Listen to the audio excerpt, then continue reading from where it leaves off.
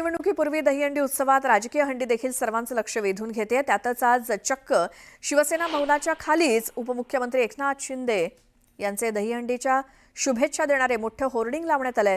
त्यामुळे मोठा वाद होण्याची शक्यता आहे। आजपर्यंत शिवसेना भवनाच्या समोर इतर पक्षांचे होर्डिंग लागत होते, आता तर शिवसेना भवनाच्या खालीच होर्डिंग लावण्यात आल्यामुळे मोठा राजकीय वाद निर्माण होण्याची शक्यता आहे।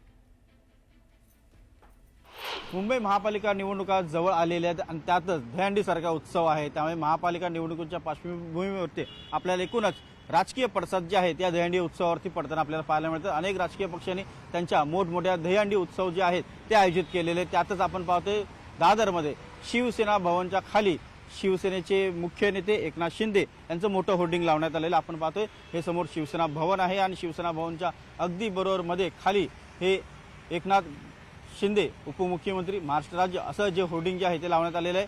आज दहीहंडी उत्सव आहे। दहीहंडी उत्सवाच्या एकूणच शुभेच्छा देणारं हे होर्डिंग जे आहे ते इथे लावण्यात आलेलं आहे। याआधी आपण पाहतो आहोत की शिवसेना भवनच्या समोरच्या बाजूला अनेक राजकीय पक्षांचे होर्डिंग जे आहेत ते याआधी देखील लागत आलेले आहेत, मात्र बरोबर शिवसेना भवनच्या खाली अशा प्रकारचे होर्डिंग जे आहे ते पहिल्यांदा लागलेलं आहे आणि ते देखील शिवसेनेचे मुख्य नेते आणि उपमुख्यमंत्री एकनाथ शिंदे यांचं लागलेलं आहे। त्यामुळे साहजिकच शिवसेना उद्धव बाळासाहेब ठाकरे पक्षाच्या शिवसैनिकांच्या भावना ज्या आहेत काहीशा दुखावल्या जातील। आज आता आपण इथे पाहतो आहोत की सध्या हे फारसं कोणाच्या लक्षात आलेलं नाही, पण मात्र ज्या वेळेला शिवसैनिकांच्या ही गोष्ट लक्षात येईल त्यावेळेला नक्कीच इथे तणावाची परिस्थिती जी आहे ती निर्माण होण्याची शक्यता आहे।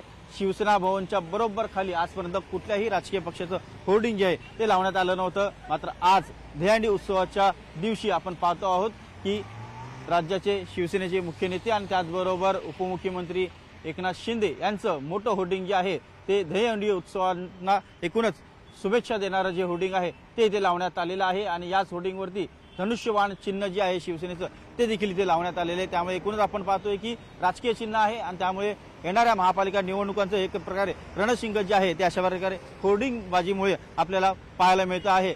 अशा प्रकारचं होर्डिंग शिवसेना भवनच्या खालीच लावण्यात आल्यामुळे काहीसा तणाव जो आहे तो निर्माण होण्याची शक्यता आहे। व्हिडिओ जर्नलिस्ट प्रवीण शेट्टीसह उदय जाधव, न्यूज 18 लोकमत, मुंबई।